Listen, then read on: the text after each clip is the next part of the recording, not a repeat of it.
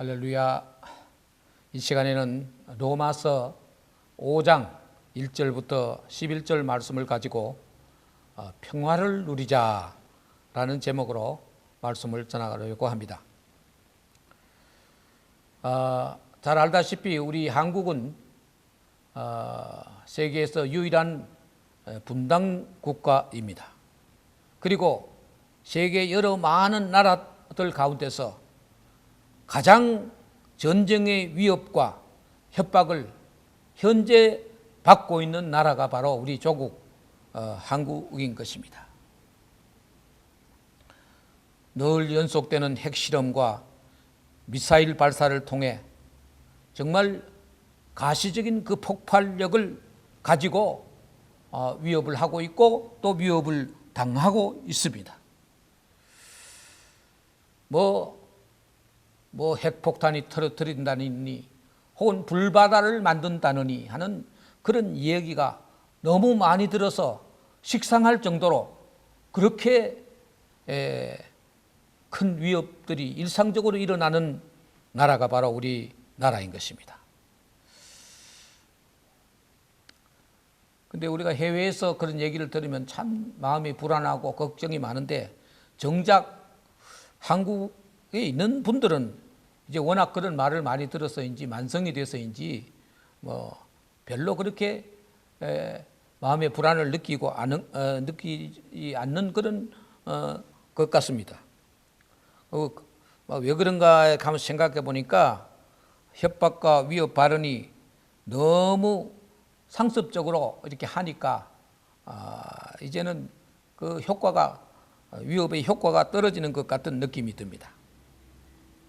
또 실제로 천안함도 침몰되고 연평도 포격 사건도 일어났지만은 전체 국민들에게는 너무 국지적인 사건이 돼서 본인의 현실하고 이렇게 감이 좀 있다, 그렇게 할까. 또 한 가지는 설마 저들이 그런 엄청난 무기를 모두가 다 파멸하는 그것을 사용하겠는가라는 생각 때문에 그렇게까지 불안해하지는 않는 것 같습니다.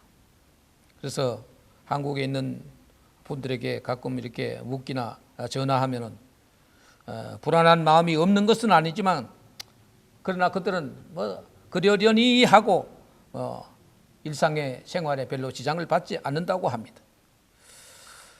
전쟁은 평화를 위협하는 가장 현실적 물리적인 위협이지만 사람들의 마음의 생각이 사실은 더 중요한 것입니다. 전쟁하는 나라에서도 평안을 구하는 사람이 있는 반면에 전쟁과 전혀 상관없는 곳에 살면서도 불안과 불편함과 괴로움 속에 매일매일 보내고 있는 그런 사람도 있는 것입니다. 오늘 이 성경 본문의 말씀은 우리가 평화를 누릴 수 있는 근본적인 사유, 근본적인 이유를 제시하고 있습니다. 이 말씀을 간직하고 있으면 누구라도 평화를 누릴 수 있을 것입니다. 그 이유는 무엇입니까? 첫 번째로 우리가 다 의롭다고 인정을 받았기 때문이라고 했습니다. 본문 5장 1절 말씀에 그러므로 우리가 믿음으로 의롭다 하심을 받았으니 우리 주 예수 그리스도로 말미암아 하나님과 화평을 누리자라고 하였습니다. 의롭다 하심을 받았다는 말은 신학 용어로 의인이라고 합니다. 영어로는 justification이라고 합니다. 이는 의롭다고 인정을 받는다는 뜻입니다. 의인이란 말을 더 구체적으로 풀어 설명하면 믿음을 가졌기 때문에 원래 의롭지는 않지만은 의롭다고 인정을 받게 되었다는 그런 뜻입니다. 더 노골적으로 표현하자면은 더럽고 추한 사람이 깨끗한 하얀 옷을 지급받아 그 옷을 입으면은 일단 그 옷을 보고 사람들은 깨끗한 사람으로 인정해 버린다는 것과 같은 논리인 것입니다. 하나님이 볼 때 모든 인생은 모두 죄인이요 구원에 이를 수 없는 사람인데 예수 그리스도를 믿는 믿음 그 하나를 인정해서 모든 죄를 용서하고 의로운 사람이라고 확인해 준 것입니다.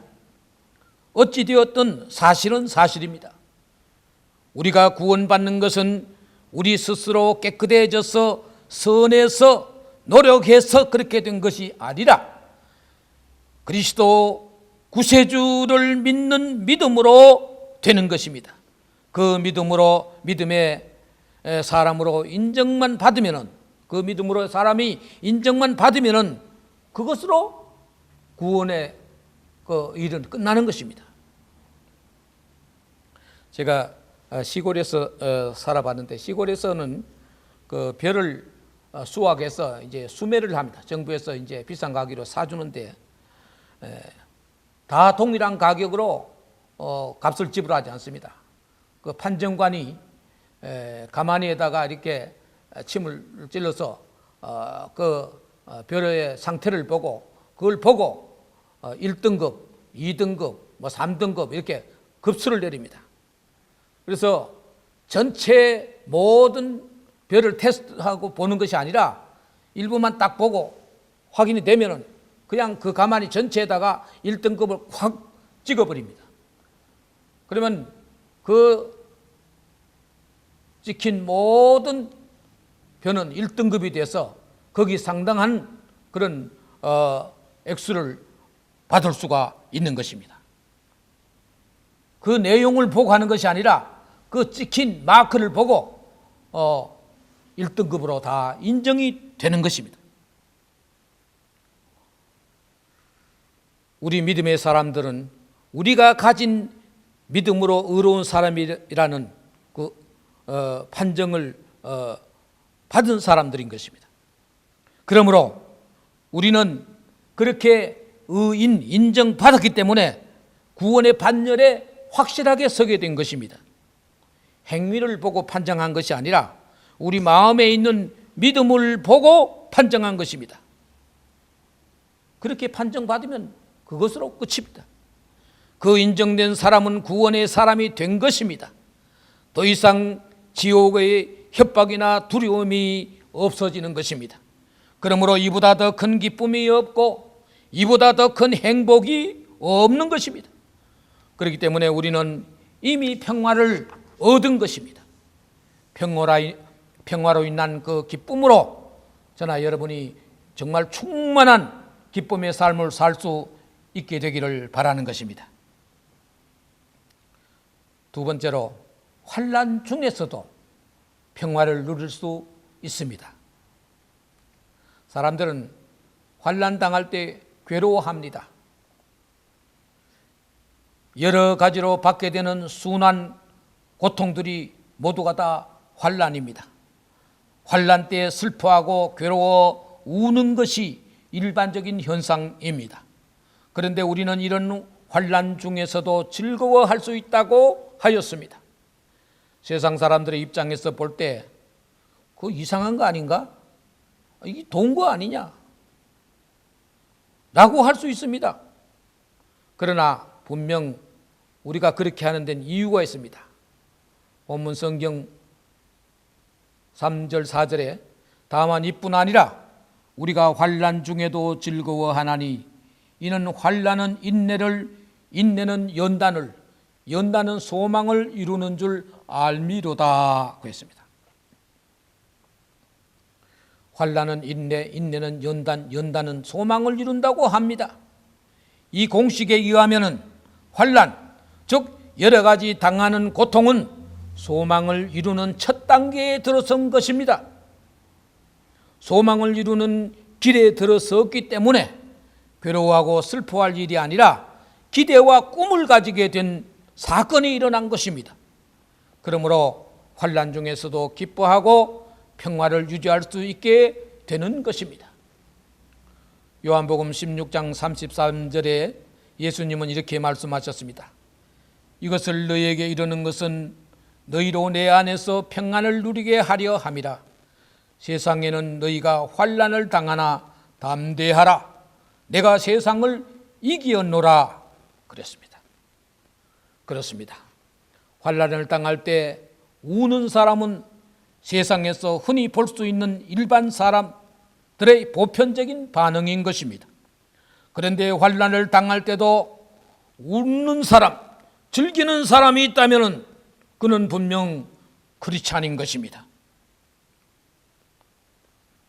그는 이미 환난의 소망에 이르는 단계에 접어든 것입니다.